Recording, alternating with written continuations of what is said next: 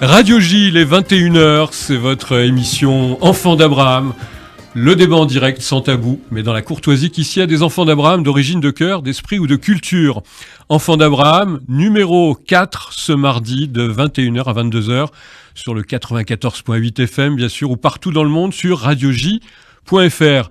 Bonsoir à tous, Michel Zerbib au micro.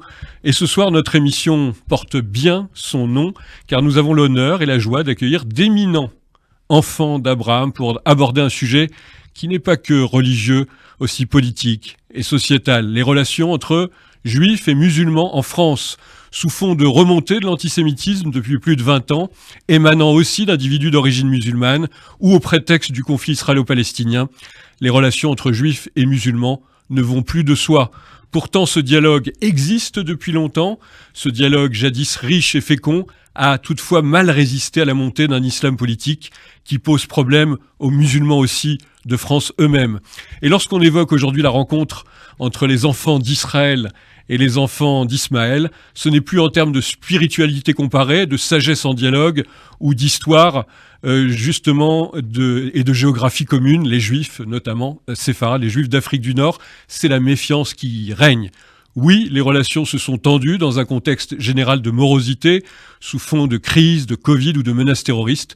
Pourtant, des hommes et des femmes de conviction, de paix et de dialogue continuent à y croire. Ils pensent même que les juifs et les musulmans peuvent jouer un rôle pour la paix civile, pour la paix au Moyen-Orient. On parlera des accords d'Abraham, dans la lutte contre la violence et le terrorisme, mais aussi et heureusement dans le dialogue des cultures.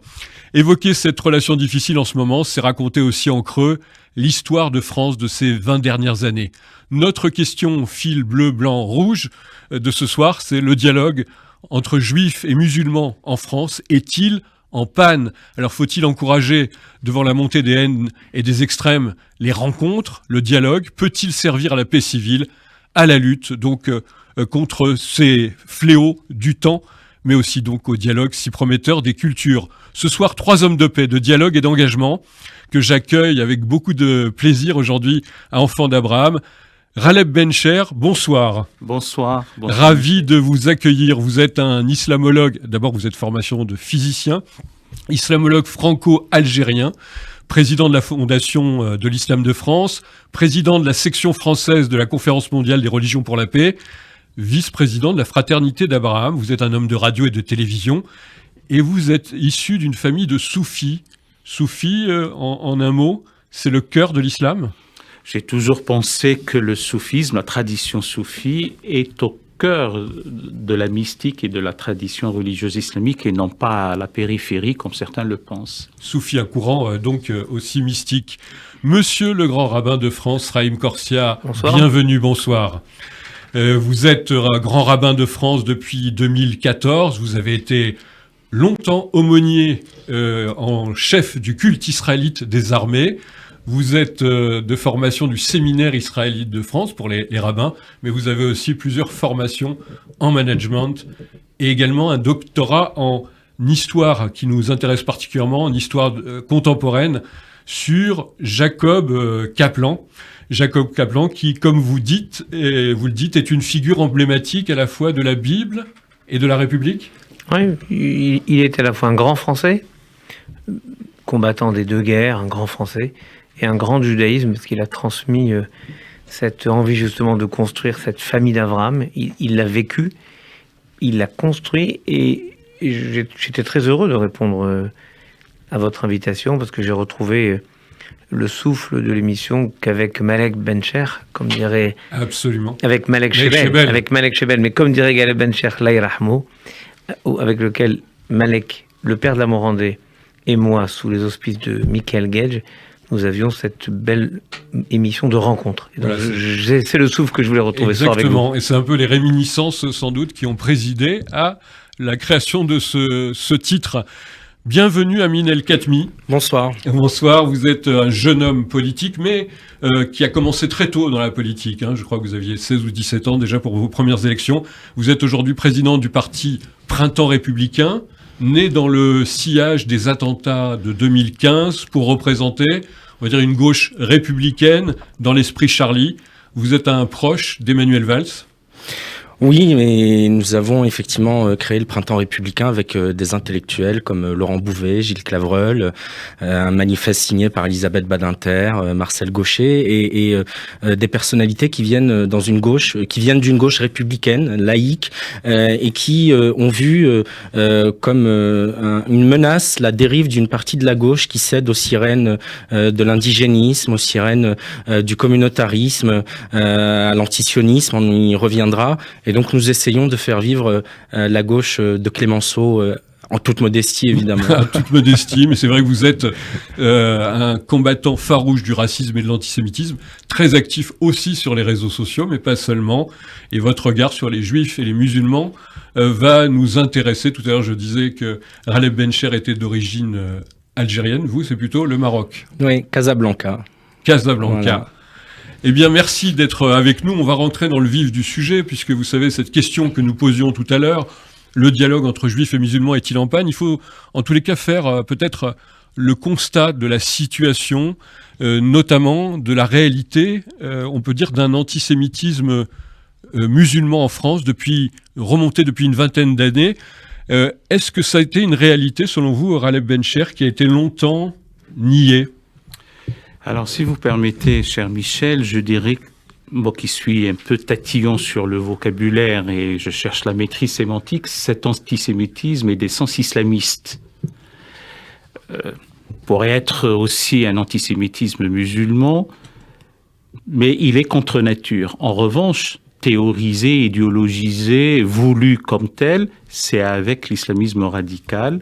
En revanche, pour la tradition religieuse islamique à travers l'histoire, avec des hauts et des bas, avec des moments merveilleux et des moments plutôt moins bien, c'était contre nature et ce n'était pas voulu comme tel.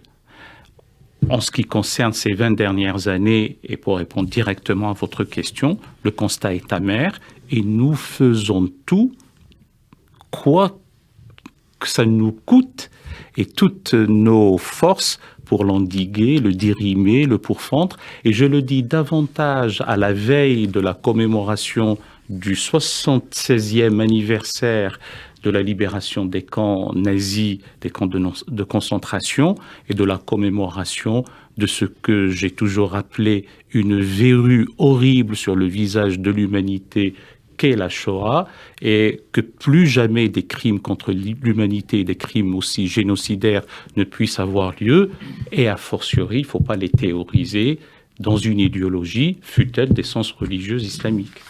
Alors c'est vrai que vous êtes ce soir pour dialoguer sur cette relation un peu tumultueuse parfois entre juifs et musulmans. Alors vous êtes en plus des acteurs depuis longtemps de ce dialogue. Et le grand rabbin de France que vous êtes, Chaim Korsia, est-ce que lui aussi fait un peu ce constat amer, comme disait Ghaleb Bencher, d'un antisémitisme, hélas, musulman, qui a été la majeure partie des actes antisémites depuis maintenant une vingtaine d'années ? L'antisémitisme islamique, je suis absolument d'accord avec ce que dit Ghaleb, avec l'histoire, la profondeur de l'histoire. C'est-à-dire qu'on a bien vu qu'il y avait une sorte d'incapacité à penser, et c'est peut-être l'hommage qu'il faudra rendre au Printemps républicain et à Manuel Valls en particulier. Il y avait une impossibilité à conceptualiser qu'une population déshéritée et victime d'une forme de racisme soit elle-même coupable d'une autre forme de racisme, c'est-à-dire l'antisémitisme contre d'autres personnes. Dans notre vision très manichéenne de la société, tu as les gentils et les méchants. Donc les gentils sont gentils et les méchants, ils sont toujours méchants. Mais quand des méchants sont aussi des victimes, c'est-à-dire dans notre théorie, victime égale gentil, eh ben ça marche pas. Et il a fallu le courage, oui, d'un homme comme Valls, mais comme d'autres avec lui. Peu, malheureusement, trop peu et trop tard, pour dire, attendez, il y a des gens qui sont victimes d'une forme d'ostracisme, de problèmes sociaux lourds, mais qui portent en eux, et peut-être instrumentalisés par d'autres de manière évidente, portent en eux un racisme terrifiant, l'antisémitisme, qui en fait des coupables, en fait des dangers pour la démocratie, pour la République. Maintenant, si je peux me permettre, puisque Ghaleb est allé sur ce chemin de préciser les mots, vous avez dit le dialogue entre juifs et musulmans est en panne, permettez-moi de le dire différemment. C'est comme dans une voiture, il y a un très bon moteur, il faut juste trouver l'embrayage qui permette à la force du moteur, c'est-à-dire le dialogue qu'il y a entre nous, les responsables du consistoire, les responsables du CRIF, les responsables du Fonds social, les intellectuels, nous discutons toujours entre nous, toujours. Et si on en parlera probablement après. Ce qu'a fait Galeb à la Bourse, c'était prémonitoire, je ne veux pas dire prophétique parce que j'ai pris ma petite part, mais c'est le résultat de très longs échanges qui ont permis les accords d'Abraham d'une certaine manière, parce que c'est pas arrivé comme ça.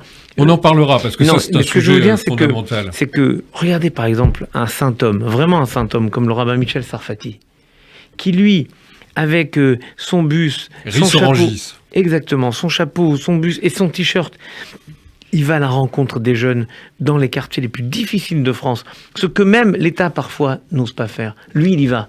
Eh bien, il le fait dans cette confiance, donc un futur à bâtir avec des jeunes qui sont en grande partie musulmans, mais qui peuvent arriver du Maghreb, de l'Afrique subsaharienne, qui arrivent de partout et qui en fait ont quelque chose à construire dans l'espérance qu'a toujours supporté le judaïsme. Et moi, je me dis, il y a toujours de quoi espérer. Il y a toujours de quoi espérer. Amin El-Khatmi, je vous ai présenté à juste titre comme un combattant farouche contre le racisme et l'antisémitisme, et cet antisémitisme contemporain très particulier qui, hélas, il faut bien le dire, émane beaucoup de gens d'origine ou de revendications de l'islam. Oui, je suis d'accord avec ce qui vient d'être dit sur un antisémitisme d'origine islamiste et qui, effectivement, ces dernières années, dans ses expressions les plus spectaculaires, a contribué au massacre des enfants de l'école Ozar Torah, de l'hypercacher de la porte de Vincennes, d'Ilan Halimi, de Sarah Halimi, de Mireille Knoll et de toutes les victimes qui ont été tuées par des islamistes parce qu'ils étaient juifs. Et en même temps, parce que je tire aussi de mon expérience d'enfant. Je suis né dans un quartier populaire qui s'appelle l'Arenjane, dans les quartiers nord d'Avignon. J'en ai été l'enfant, j'en suis devenu l'élu pendant 6 ans. Il y a aussi un antisémitisme qui n'est sans doute pas d'essence islamiste, qui est moins spectaculaire par son expression, mais qui est un antisémitisme du quotidien. Parce que des enfants qui se sont trouvés confrontés à tous les stéréotypes, à tous les raccourcis sur les juifs, à l'importation du conflit israélo-palestinien, organisé sciemment par des élus dans des villes qui savaient ce qu'ils faisaient, qu'ils savaient que par intérêt électoral, dans le but de plaire à des électorats, ils ont posé une cible sur le dos des Juifs, faisant du Juif qui habite à Saint-Denis, qui habite à Montreuil, qui habite à Trappes, le porte-parole de Tsahal, qui doit répondre de la politique d'un État dont avec lequel il n'a parfois pas de lien. Et donc cet antisémitisme-là du quotidien, qui a fait que nos banlieues se sont vidées. On a des chiffres très clairs de familles qui ont quitté tout un tas de territoires parce que leur sécurité n'y était plus assurée, qui ont retiré leurs enfants de nos écoles publiques, et quel échec pour la République. Des enfants dans l'école, dont la sécurité n'était plus assurée dans ces établissements. Alors oui, c'est moins spectaculaire que Mohamed Merah, c'est moins spectaculaire que les assassins des victimes qu'on a cités, mais c'est aussi un antisémitisme qu'il faut combattre avec la plus grande des énergies. Alors je vous rappelle que nous sommes sur Radio J, c'est notre émission Enfants d'Abraham, nous sommes en direct. Vous pouvez vous exprimer d'ailleurs sur la page Radio J Twitter, en l'occurrence, et répondre déjà à notre sondage du jour, la question du jour: le dialogue entre juifs et musulmans est-il aujourd'hui en panne? Chaim Corsia, vous vouliez réagir à ce que vient de dire Amin El-Khatmi? Ce qu'il vient de très bien dire, parce que, vous voyez, par exemple, ce qui nous a choqué récemment, ces derniers jours, je ne pense pas que le livreur de Deliveroo qui a refusé de servir, d'aller livrer des clients juifs ou d'aller livrer des plats cachers était un islamiste convaincu.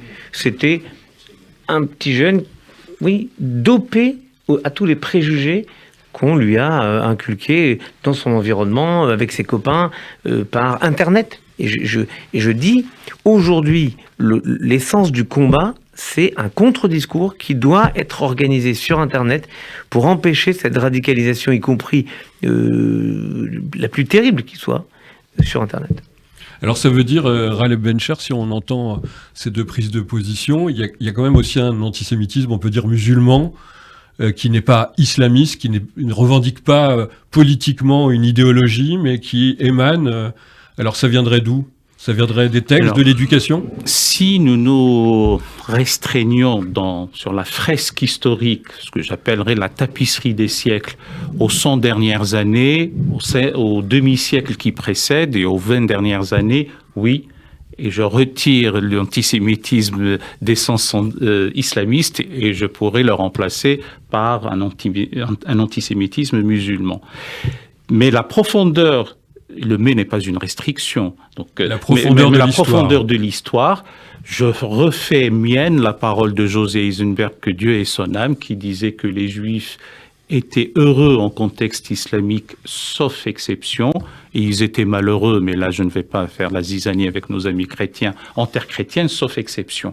Donc qu'est-ce que ça sous-entend ? Ça sous-entend que la lucidité et aussi la volonté nous commandent d'endiguer et de tout faire pour que cet antisémitisme récent, contemporain, datant de quelques décennies, soit totalement endigué, et le contre-discours, il suffit pas simplement de pérorer contre-discours, tel un capri, il faut l'élaborer, trouver son contenu et trouver les canaux, les moyens de diffusion et surtout, si je puis dire, vulgariser les propos pour que ça atteigne cette jeunesse et plus jamais un livreur ne puisse dire « Ah, c'est un restaurant juif, je n'irai pas ».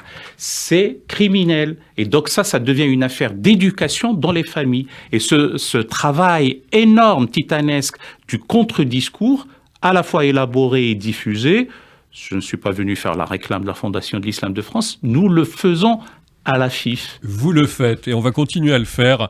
Peut-être durant cette émission, vous écoutez Radio J, c'est ce soir notre émission Enfants d'Abraham, c'est en direct. Vous pouvez réagir sur les réseaux sociaux, sur Facebook ou sur Twitter. On va marquer une toute petite pause et on se retrouve dans quelques instants.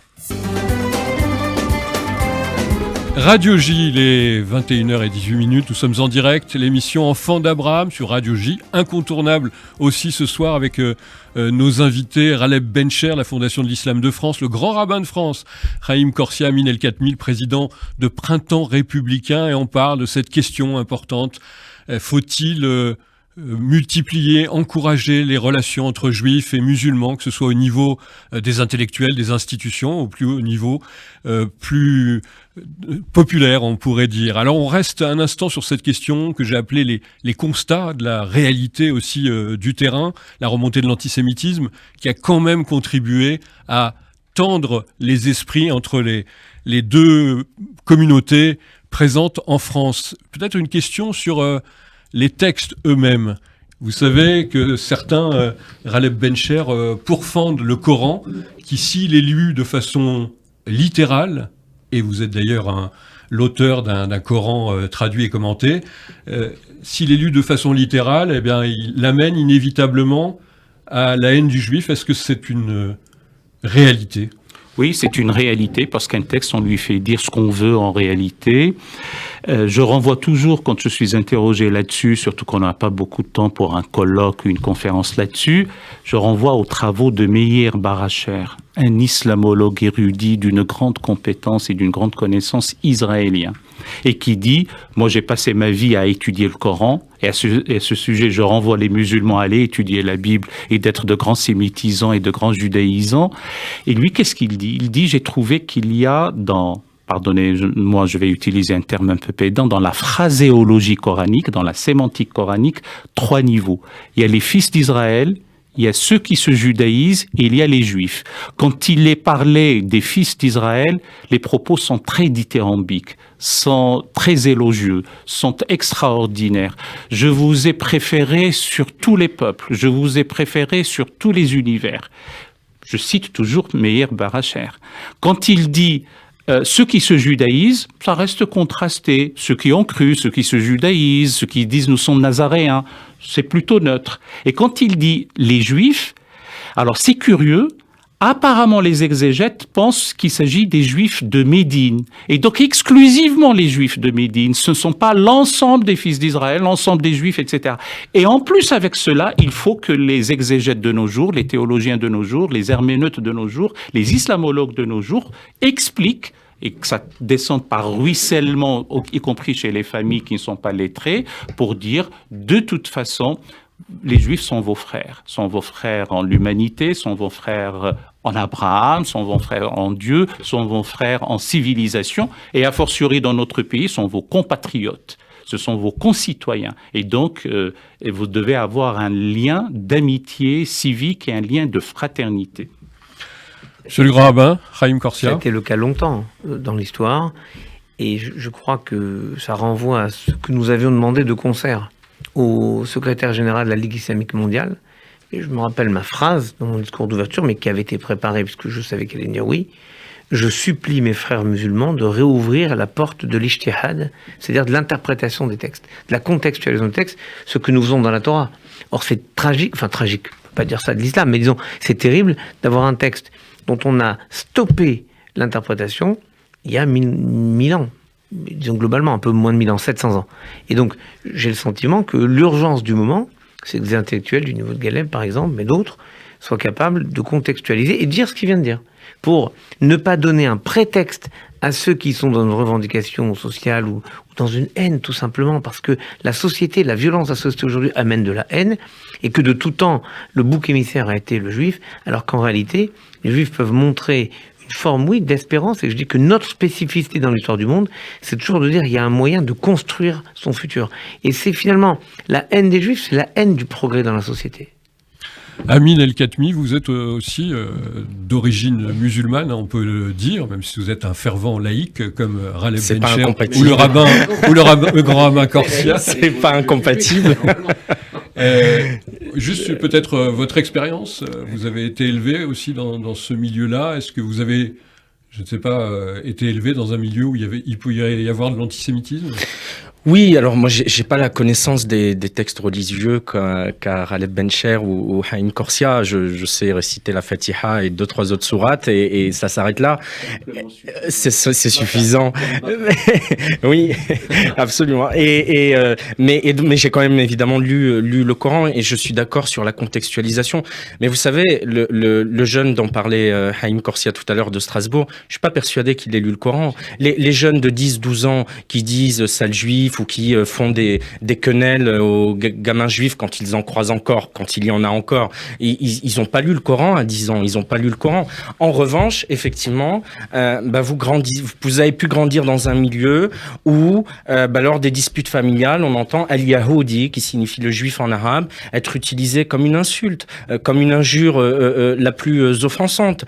Vous avez grandi dans un milieu... Dans le langage courant. Oui, bien sûr. Moi, j'ai parfois entendu, pas mes parents directs, je vais pas dire qu'ils étaient irréprochables, mais en tout cas sur ce point-là, ils m'ont, si je puis dire, Dieu merci, épargné. Ils n'étaient pas antisémites. Mais il m'est arrivé, y compris au Maroc, à Casablanca, d'entendre le mot el-Yahoudi être utilisé dans une insulte. Vous rajoutez à ça, évidemment, sur fond d'intifada. Vous rajoutez, j'en parlais tout à l'heure, je veux pas donner le sentiment de faire une fixation là-dessus ou d'être obsédé là-dessus, mais la responsabilité des élus. Lorsque des élus locaux, plutôt que de s'occuper de ce pourquoi ils ont été élus, c'est-à-dire le cadre de vie, les écoles, améliorer la vie des gens, passent leur temps à honorer Georges Ibrahim Abdallah, à faire des jumelages et à importer...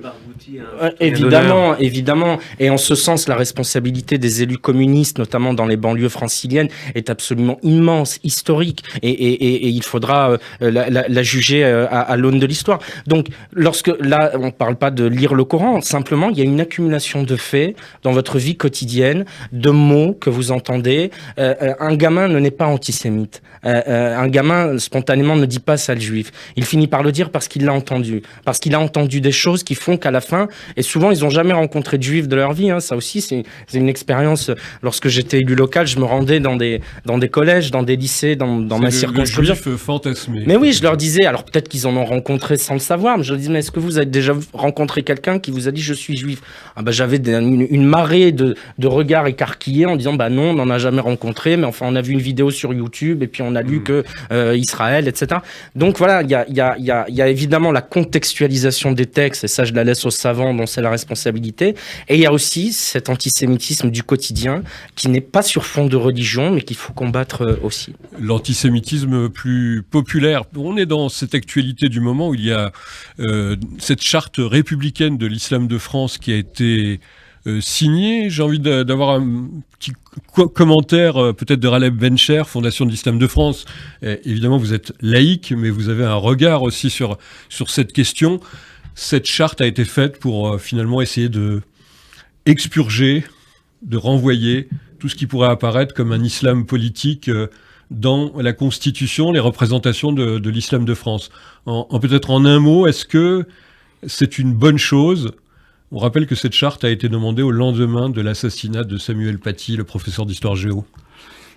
Mon cher Michel, pour accéder à votre désir, je vais déroger au Yalta que nous nous sommes fixés entre le cultuel et le culturel. Comme ça, Moussaoui et d'autres ne diront pas que j'empiète un peu sur leur plate-bande.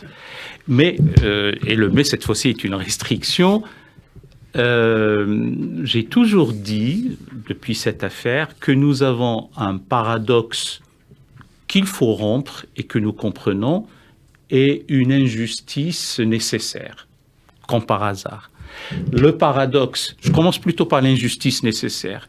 Il est injuste d'exiger que d'un seul culte, que ces hiérarques s'engagent en signant une charte, et qu'on ne l'exige pas des autres responsables des autres cultes. Mais c'est nécessaire lorsqu'on voit...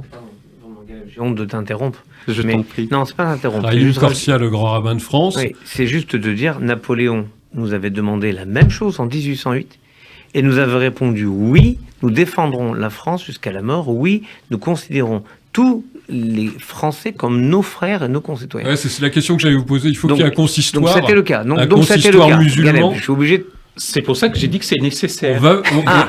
Oui, mais tu peux pas dire c'est injuste. Tu peux pas dire c'est injuste. On l'a injuste vécu, en l'état actuel des choses, de l'exiger que d'un seul culte et pas des autres, en même temps, parce que j'ai cru comprendre que les protestants, ça a dépassé le mot, mais je suis navré parce que maintenant je réexplique. J'ai cru comprendre qu'en janvier 2018, les protestants, librement et eux-mêmes, leurs pasteurs ont signé l'équivalent d'une charte.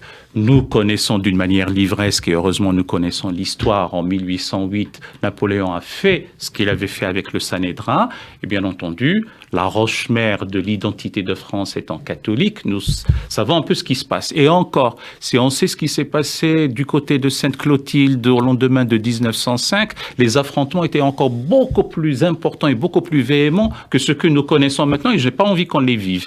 Bon, maintenant, quand j'ajoute aussi que c'est une nécessité, je n'ai qu'à voir l'épisode automnal que nous avons connu, et il est normal, mais plus que normal, que les responsables musulmans s'engagent par écrit dans un texte qui leur sera opposable. Déjà, c'est bien pour eux, ils marquent leur attachement à la patrie, et plus jamais aussi on vient pérorer sur les plateaux de télévision qu'il y a une incompatibilité irréductible entre les valeurs de la République et les principes républicains et les préceptes islamiques. Eh bien là, c'est fait. C'est compatible. C'est ça que vous nous dites ce soir? Alors, c'est comme si on disait qu'il y a de la neige en plein hiver. Si c'est une neige à Madrid, bien entendu. Il y a des difficultés sur la liberté de conscience, et j'étais le premier à me réjouir de voir qu'on ne criminalise plus l'apostasie, et tant mieux. Nous nous sommes égosillés à le faire savoir depuis des années, et l'épisode qu'avait rappelé mon cher ami Haïm, c'était pour qu'on prononce clairement que la liberté de conscience, croire, ne pas croire, pouvoir changer de croyance, ça doit être quelque chose qui est acquis, non seulement acquis dans notre pays, mais aussi dans les contextes islamiques. Je me réjouis qu'il y ait une égalité fondamentale et foncière entre les êtres humains, par-delà le genre, par-delà l'appartenance confessionnelle. Et j'ajoute, on aurait dû mettre aussi dans cette charte la désacralisation de la violence, et l'autonomisation du champ du savoir et de la connaissance par rapport au champ de la révélation et de la croyance. On peut faire progresser donc cette charte, sûr, elle est perfectible charte républicaine. Parce que toute œuvre humaine est perfectible et la plus belle symphonie reste inachevée. Bon, c'est quand même un progrès. On reste avec Amin Khatmi. Vous êtes président Printemps républicain, vous n'êtes pas encore à l'Assemblée nationale, puisque votre parti est encore jeune, vous n'avez pas participé à des élections, mais cette loi dont on parle en ce moment, qui est dite de conforter les principes de la République, est-ce que c'est d'abord une loi, certains observateurs le disent, une loi de libération pour desserrer l'étreinte des islamistes, justement, dans certaines zones de notre pays? Est-ce que c'est une loi importante ? Oui, c'est une loi importante, sans doute perfectible, comme toute œuvre humaine, ça vient d'être dit, mais c'est une loi importante. J'ai été d'ailleurs extrêmement choqué d'entendre un certain nombre de responsables politiques s'insurger contre une loi qui stigmatisait les musulmans. Cette loi, elle stigmatise pas les musulmans, elle lutte contre un certain nombre de dérives islamistes, et c'est faire un amalgame totalement insupportable que de considérer que des dérives islamistes sont l'œuvre de musulmans en mettant... Mais les musulmans se sentent agressés par cette loi. Non, d'abord pas tous les musulmans, je sais pas qui a été interrogé, mais ça donne c'est une loi qui lutte contre un certain nombre de dérives islamistes. Et c'est une loi qui donne notamment aux élus des leviers dont ils ne disposaient pas. Moi, j'ai été élu, je peux vous raconter la solitude de l'élu face à des situations qui, sans être totalement illégales, mais tout en étant pas très acceptables, eh bien, lorsque vous n'avez pas le levier juridique en face pour pouvoir intervenir, vous êtes désarmé. Est-il légitime qu'une collectivité contrôle les subventions, qui sont l'argent du contribuable, qu'elle verse à des associations? C'est normal. Est-il légitime de donner le pouvoir au préfet, aux représentants de l'État, d'intervenir dans un certain nombre de situations? C'est normal. Moi, j'ai proposé avec le Printemps républicain la mise sous tutelle d'un certain nombre de territoires. Lorsque vous avez une municipalité comme à Bobigny, vous savez ce qui s'est passé à Bobigny? Mise sous tutelle de certains territoires. De considérer qu'arriver à un certain degré de déliquescence, d'irresponsabilité et de désengagement des élus, lorsque le communautarisme et le clientélisme sont la ligne de conduite des élus locaux, oui, je considère qu'à un moment, le pouvoir de l'État doit prendre le dessus.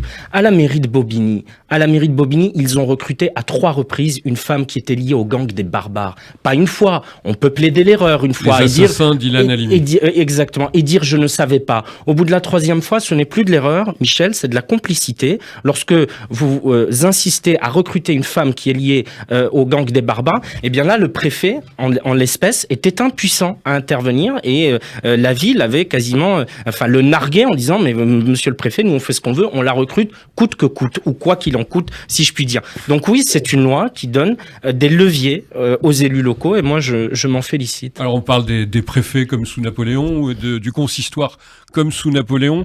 Juste un commentaire avec le grand rabbin Chaim Corsia, grand rabbin de France.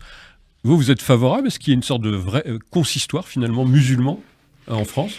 Les organisations représentatives de l'islam en France, en particulier le CFCM, vient voir très régulièrement notre fonctionnement, notamment sur la question de la répartition des taxes sur les ventes cachères, mais sur le fonctionnement, l'harmonisation de la vie culturelle des synagogues. Mais je crois que le CFCM regarde aussi du côté du CRIF, regarde aussi le domaine social. Donc on a un modèle d'intégration, je ne peux pas dire ça comme ça. C'est-à-dire que le modèle juif, c'est un peu la séparation des pouvoirs, le social, le politique et le religieux. Ça, c'était surtout, une originalité du judaïsme français. Galeb aurait parlé du Yalta, du judaïsme français. C'est né après la guerre, ça. Oui, bien sûr. Oui, parce que le Fonds social... le CRIF a été fondé par le consistoire en 1943. Parce que le consistoire comprenait qu'il fallait que lui gère les synagogues et qu'il y ait une représentation politique pour traiter ce qui était possible de traiter avec les responsables de l'époque. Mais ensuite, le social est arrivé. Mais l'islam regarde un peu le modèle de construction communautaire qui est le nôtre. Et si on peut aider, on a toujours accompagné l'islam. En toutes circonstances, vous parlez tout à l'heure de mon passé que je chéris tant, dans les armées. Dans l'armée. Je m'étais battu pour qu'il y ait un aumônier musulman, et comme moi, j'ai vu arriver le premier aumônier musulman de l'armée de l'air, en 2005 donc, je l'ai accueilli dans mon bureau, j'ai mis à sa disposition mon secrétariat, tous les moyens que j'avais, parce que j'estimais que nous avions une mission complémentaire. Et de tout temps, le judaïsme, les aumôniers israélites s'étaient occupés des soldats musulmans. On voyait avec un grand bonheur une sorte d'équité pour que les soldats musulmans puissent être reconnus aussi dans leur capacité à s'engager, y compris à leur foi, pour la patrie. Donc moi je trouve très important que on avance ensemble, sans syncrétisme. Il ne s'agit pas que l'islam fasse exactement ce que fait le judaïsme, mais en intégrant ses spécificités dans ce que nous avons été capables de construire. Vous écoutez Radio J, nous sommes en direct, c'est les enfants d'Abraham, un débat passionnant qui va continuer dans quelques instants. On vous parlera de la question, fil rouge, la question du dialogue entre juifs et musulmans est-il en panne aujourd'hui en France? C'est pas le cas sur le plateau, mais on va en discuter après cette petite pause. Radio J.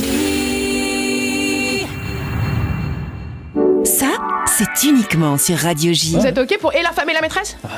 Oui, faites pas trop le malin, parce qu'on a Madame Benamou en ligne au standard. Vous savez qu'on n'a pas toute la matinée quand même. Pour notre petite discussion là. Pardon, excusez-moi.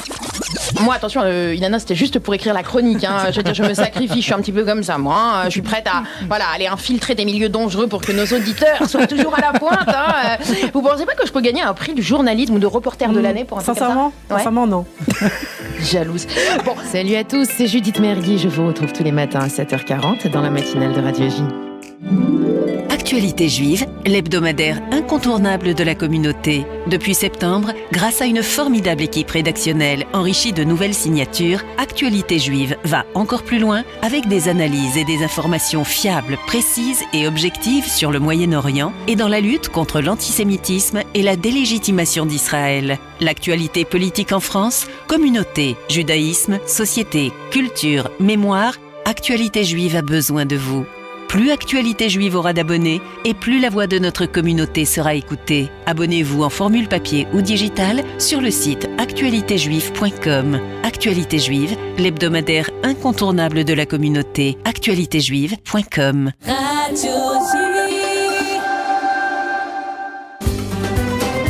Et nous sommes sur Radio J, toujours en direct dans notre émission Enfants d'Abraham avec Raleb Bencher, Chaim Corsia, le Grand rabbin de France, et Amin El-Khatmi, président du Printemps républicain. Cette question fil bleu que j'ai posée déjà depuis hier sur Radio J, la question du jour, vous pouvez répondre sur la page Twitter de Radio J, c'est important à préciser.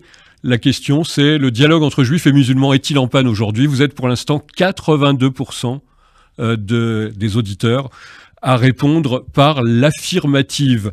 Eh bien, on va aborder peut-être une deuxième partie de ce débat qui est passionnant. C'est un peu les solutions. Est-ce qu'il se passe des choses importantes? Est-ce que ce dialogue, qui est remarquable entre vous, mais n'est-il pas resté finalement un dialogue au niveau des élites du monde musulman, du monde juif, et qui ne descendent pas vers la base, comme on dit, rabbin Chaim Corsia? C'est pas la base l'enjeu, parce que ce que vous appelez les élites, c'est-à-dire un débat intellectuel, ça fonctionnera toujours, ça a toujours fonctionné. Mais je parle localement, quelqu'un qu'on perçoit comme un porteur d'une forme d'islam, et qui a un acte insupportable envers un juif, eh bien, on va dire c'est l'islam ou c'est un musulman. Non, en fait c'est un voyou. Et moi j'ai toujours considéré que ce que nos deux amis ont énoncé au début de notre entretien, c'est-à-dire la lutte contre les préjugés, c'est essentiel. Mais moi j'ai toujours considéré qu'il fallait lutter contre tous les préjugés. Voilà pourquoi dans les écoles juives j'avais lancé un programme qui a fonctionné pour quelques années, d'amener dans les écoles juives des prêtres, des pasteurs et des imams, pour casser toutes les représentations pour lesquelles je ne suis pas dupe, que nous avons, que nos enfants peuvent porter, parce que eux non plus, à cause de ce que vous disiez très justement, sur l'absence de lieux dans les écoles où les jeunes peuvent se rencontrer, puisque c'est devenu impossible pour des juifs d'être dans certains endroits. Et donc, là où c'est possible que les jeunes se rencontrent, ça fonctionne plutôt bien, mais quand c'est serein et dans un cadre républicain, quand c'est par nature dans une logique d'affrontement, alors c'est la catastrophe. Et donc, c'est cela qu'il faut essayer de poursuivre dans la construction. Voilà pourquoi je vous parlais de notre héros, le rabbin Michel Sarfati, parce que lui, il va là où ça chauffe, là où c'est difficile. Voilà, le héros Michel Sarfati, qui est un très grand rabbin parce qu'il fait 2 mètres, je crois. Oui, mais il est formidable. Il est formidable à tous les niveaux. Je me souviens avec Raleb Bencher, dans une des conférences et des débats, il y a quelques années, qu'il avait donné une définition du judaïsme, selon lui, l'islamologue, le spécialiste de l'islam. Comme ça, à brûle-pourpoint, ce serait quoi votre représentation du judaïsme? Qu'est-ce que c'est que le judaïsme pour vous? J'ai envie de dire, comme on dit dans la tradition juive, comme ça sur un pied. Vous me posez la question si il y a quelques années je m'étais permis de donner. Non, vous l'aviez fait. Ça, c'est pas la question. Une définition du judaïsme. Enfin, pour l'homme que je suis et l'homme de foi que je suis, le judaïsme, c'est non seulement l'espérance, non seulement c'est nos aînés dans la foi, ce sont aussi une incarnation de valeurs, de bonté, de miséricorde, d'hospitalité, d'accueil d'études, de connaissances, de réinterprétation des textes, et donc un modèle à suivre. Ouais, c'est une très belle définition. On reste sur les solutions, Amine El Khatmi. Est-ce que l'enseignement, par exemple, de l'histoire des religions est possible, ou c'est trop difficile aujourd'hui dans le contexte de la France de 2021, enseigner l'histoire des religions aux enfants pour déconstruire, comme on dit, les préjugés? Aucun enseignement n'étant trop, jamais par principe. Donc évidemment, l'enseignement religieux, c'est important. Mais il y a surtout la lutte contre l'ignorance. Vous savez, moi je parle souvent de mon expérience de terrain. Je me rendais dans des collèges, je me rendais dans des lycées, et je me rendais compte, enfin surtout dans des collèges, qu'ils ignoraient par exemple l'existence des séfarades, par exemple, de toute cette histoire-là. Elle n'était pas enseignée. Et moi je leur racontais, je leur parlais de Mohamed V, parce que moi-même, gamin à Casablanca, mes grands-parents qui étaient à l'époque militants dans ce qu'on appelle Hizb al-Istiqlal, qui était le parti de l'indépendance, c'est-à-dire c'était ceux qui espéraient le retour de Mohamed V, et mes grands-parents me racontaient cette histoire et cette fameuse phrase que tout le monde connaît, les Juifs du Maroc, il n'y a pas de Juifs au Maroc, il n'y a que des sujets de Sa Majesté, parce qu'il avait refusé évidemment de livrer ne serait-ce que leur nom. Et lorsque vous racontez ça à des gamins, mais littéralement, ils découvrent cette histoire-là. Je leur raconte une autre histoire qui leur parle un peu plus. Je me suis rendu en Israël avec Simone Rodan-Benzaken il y a quelques années, et on avait rencontré un couple, Neta et Amit Cohen, et c'est des trentenaires. Leurs grands-parents sont marocains. Eux, ils vivent en Israël, ils sont musiciens, et ils ne chantent que de la musique marocaine, qu'on appelle shabi chez nous, qui est vraiment la musique populaire marocaine. Et j'ai enregistré une bande sur place, et je la diffusais, j'y vais plus hélas, dans ces collèges, sans leur dire où j'avais enregistré. Alors je lui disais, mais où est-ce que j'ai enregistré? Alors évidemment, ils me disaient au Maroc. Je dis non, pas au Maroc, en France. Bah non. Et puis, je commençais à leur raconter l'histoire. Ça, c'est un couple de trentenaires que j'ai rencontré en Israël. Alors déjà, je voyais la moitié de la salle qui était complètement perdue. Mais comment ça en Israël? Mais ils chantent la musique que Oui, mais comment on peut être arabe? Je lui dis, mais toi, tu es bien franco-algérien ou franco-marocain? Bah eux, leurs grands-parents étaient marocains. Eux, ils sont israéliens, mais ils sont en même temps arabes et ils sont juifs. Et je leur racontais cette histoire et je voyais bien qu'ils découvraient un univers. Et le plus drôle, pour en finir, j'ai été trop long, il y avait toujours quelqu'un, mais systématiquement dans la classe, un garçon ou une fille qui, à la fin, levait le doigt et disait « Mais monsieur, alors Gad Elmaleh, c'est pareil ». Et en fait, il se rendait compte qu'ils n'avaient même jamais fait le raccourci vis-à-vis de quelqu'un de populaire qu'ils aiment et qu'ils apprécient, et ils découvraient qu'on pouvait être cette complicité-là qui venait balayer le discours complètement manichéen qu'ils ont entendu. En gros, d'un côté, les Arabes et les Palestiniens sont les gentils, et de l'autre, les Juifs et donc les Israéliens par extension sont les méchants. Je crois beaucoup au fait d'aller au plus près du terrain. Ça vaut pour l'antisémitisme, ça vaut pour la liberté d'expression. Interroger la DRH de Charlie Hebdo, Marie Cabret, qui va dans des classes, dans des quartiers politiques de la ville, dans des écoles en réseau d'éducation prioritaire, avec des classes où il y a 80-85% d'élèves musulmans qui considèrent qu'il ne faut pas représenter le prophète et que les dessins de Charlie Hebdo sont une offense. Alors elle sort de là, elle me dit, j'en fais pas des avocats enflammés de Charlie Hebdo en 1 heure.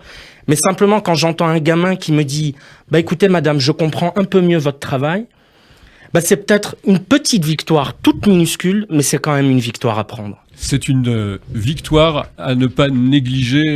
Grand rabbin Chaim Korsia, on évoquait, c'était émouvant, Mohamed V. On se souvient aussi de l'imam de la mosquée de Paris durant la guerre, qui a été un juste parmi les nations résistantes, qui a aidé à sauver des Juifs en guerre. Mais ce qui était bouleversant, là, et vous qui êtes d'origine de Constantine, vous comprendrez à quoi je fais allusion, c'est que ça dit toute la souffrance d'un homme comme par exemple Enrico Macias, qui a vu donc son beau-père, Cheikh Leris, Cheikh Raymond, qui était le grand spécialiste de la musique typique algérienne, et qui, lui, ne peut pas retourner, parce qu'on lui a littéralement interdit de retourner à Constantine pour jouer cette musique typiquement algérienne. Et c'est une sorte de souffrance, non pas d'être privé d'une part de soi, mais que d'autres refusent la part d'eux-mêmes qu'on a en nous. Et c'est tout le drame de cet amour contrarié, de cette évidence des liens forts qu'il y a toujours entre les Juifs et les musulmans. Et moi, je peux vous dire, alors bien sûr, On pourrait se dire, mais si on était si bien en Algérie, au Maroc, en Tunisie, pourquoi les Juifs sont partis? Mais vous verrez peu de gens qui n'ont pas une sorte de nostalgie tendre pour ce temps où nous étions tous frères. Oui. Et moi, je peux vous dire, parce que ma grand-mère, son âme, me racontait toujours qu'il y avait quelqu'un, en général un jeune musulman voisin, des amis, qui venait le Shabbat pour leur mettre le canoun, qui leur ramenait le plat. Il y avait une sorte d'évidence de connaissance des uns des autres, les fêtes des uns et les fêtes des autres. Raïm Korsiak, avant de commencer cette émission, vous vous souvenez de tête la traduction de fameuses dissertation homilétique du Rav Saadia Gaon sur les 10 commandements en judéo-arabe, c'est Achar Kelmet. Et c'était exactement les 10 paroles. Les 10 paroles. C'était intéressant parce que en Algérie, par exemple, cette tradition, le jour de la fête de Shavuot, la Pentecôte juive, et à Constantine, bonne et sétif, et bien les musulmans eux-mêmes, les dignitaires musulmans, venaient écouter donc ces 10 commandements en langue judéo-arabe, on peut dire. Oui, mais c'était une forme d'arabe, je ne peux pas dire littéraire parce que c'est pas le cas, mais c'était une forme d'arabe parlé, enjolivé. C'est un peu comme quand on entend le ladino. Pour les spécialistes espagnols, le ladino, c'est une sorte de langue pure parce qu'elle a gardé les formes sémantiques d'une époque dépassée. Et le commentaire homilétique de ces diagones, donc le Kalmat, était lu en judéo-arabe dans les synagogues, puis ensuite traduit. Et moi, j'ai toujours aimé cette traduction. Alors, ça donnait ça. C'est la voix divine. Oui. Le 4e commandement apparaissait en lettres flamboyantes dans la hauteur céleste, alors que la voix de l'Éternel exhortait le peuple et l'environnait en ces termes. Ô enfants d'Israël. Voilà. Ça, c'était une forme d'écriture qui était c'est la traduction du grand rabbin Morali. Et je trouve que ces traditions gardent quelque chose d'un judaïsme d'il y a 100 ans, mais garde aussi quelque chose de cette façon. Je veux le dire à mes amis. Vous savez quand ce sera peut-être les temps messianiques, lorsque dans les mariages musulmans, on entendra ce qu'on entend dans tous les mariages juifs. Il n'y a pas un mariage juif où il n'y a pas une chanson en arabe. Et ben moi, j'espère qu'un jour, dans les mariages musulmans, il y ait des chansons en hébreu. Il faut retrouver cet esprit, cette tradition. On reste sur ce dialogue. Faut être honnête. Pour les séfarades. Pareil que les Eshkenaz, c'est un petit peu plus difficile. Disons que pour les séfarades, c'est jouable. Le rôle, on dit, des représentants juifs et musulmans dans ce dialogue, et notamment au plan politique. Alors, vous avez affirmé tout à l'heure, sans doute à juste titre, que les accords d'Abraham, les accords passés entre Israël et un certain nombre de pays arabes musulmans, ont été finalement poussés aussi par ce dialogue au plan international entre juifs et musulmans. C'est vrai, ça, Ralef Bencher? Oui, je le pense. J'emprunte une phrase où je paraphrase le président Macron. Lui, il le dit dans un contexte particulier, c'est celui de l'économie, quand il a parlé du ruissellement.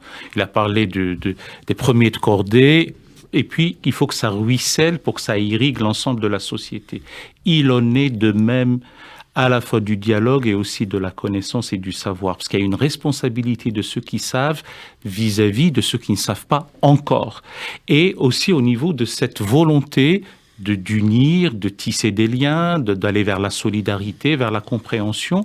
Et cette responsabilité est telle qu'il faut d'abord chez soi, en soi, dans sa propre famille, je ne dirais pas dans sa propre communauté, même si je prends le mot communauté comme une composante au sein de la communauté nationale ou au sein d'une composante de la communauté internationale pour que les uns et les autres disent d'abord à leurs ouailles, j'ai envie de dire, à leurs adeptes, à leurs fidèles, mais aussi à leurs élus, quand il y a une élection libre et démocratique, mais en tout cas à leurs gouvernants, d'aller dans le sens d'établir au-delà des grands mots comme ça, mais en tout cas, il faudrait l'avoir à l'horizon comme un point afin que les temps de guerre, les temps de conflit, les temps de belligérance soient derrière nous, parce que les hommes reviennent au bon sens quand ils ont tout essayé, comme on dit. Donc vous êtes persuadé, à juste titre, qu'une influence a été celle des juifs et des musulmans, au niveau aussi des religieux, on peut dire, des représentants de la religion. Bien sûr, d'ailleurs, disons-le clairement, le changement d'attitude de l'Arabie Saoudite a permis, ou disons même a poussé la Ligue islamique mondiale à chercher ce contact théologique, puisque moi j'étais littéralement, on a demandé un rendez-vous, j'ai rencontré le secrétaire général de l'Église islamique mondiale, je lui ai dit ce que j'avais à dire sur le wahhabisme, sur des choses qui me paraissent incompatibles avec ce qu'on veut vivre. Et ici, là-bas, même si en Arabie Saoudite, ils font comme ils veulent, mais enfin, dans l'importation ici d'un dogme qui n'a pas sa place, c'était compliqué. Mais je le lui ai dit. Et je peux vous assurer que moi, j'étais stupéfait. Sa réponse, 2 jours après, c'est « Vous m'avez dit que vous serez prêt à me faire visiter la synagogue. Vous êtes prêt à me faire visiter la synagogue ?» Et j'ai donc fait visiter la grande synagogue de Paris avec le rabbin de la synagogue, le rabbin Sebag, le président de la communauté. On lui a fait visiter la grande synagogue de Paris. C'est un événement. Et donc, tout cela, ces petits pas, ont permis l'élaboration d'une charte que Ghaleb Ben Sharaf fait signer à la Bourse de Paris avec, je vous assure, un truc incroyable. Tu avais le recteur d'Al-Azhar, il y avait les gens du Liban, il y avait des gens du Pakistan, j'avais des gens, enfin, donne la liste parce que c'est toi qui organisais. Moi, il m'a fait l'honneur de me convier avec les autres cultes d'ailleurs. Et on a dit ce qu'on pouvait espérer construire ensemble. Mais une fois qu'on a réglé les problèmes théologiques, alors on peut avancer au niveau politique, parce que la politique a toujours prétendu que les problèmes étaient théologiques. Donc une fois qu'on l'élimine ce problème, on peut avancer, et c'est ce qui est le cas. Amin El-Khatmi, on a beaucoup critiqué Donald Trump pendant ces 4 années de pouvoir aux États-Unis, mais il est quand même à l'origine aussi de la signature de ces accords d'Abraham. On peut le mettre à son actif. Oui, il a offert suffisamment de raisons pour le critiquer. Il y a mis du sien avec un talent et une constance qu'il faut saluer. Et en même temps, c'est vrai que dans ce bilan globalement largement critiquable, il y a eu effectivement ces avancées. Mais vous savez, je crois que c'est le sens de l'histoire. Les hommes peuvent avoir une influence, mais lorsque l'histoire va dans un sens, elle est comme un fleuve qui va, rien ne l'arrête.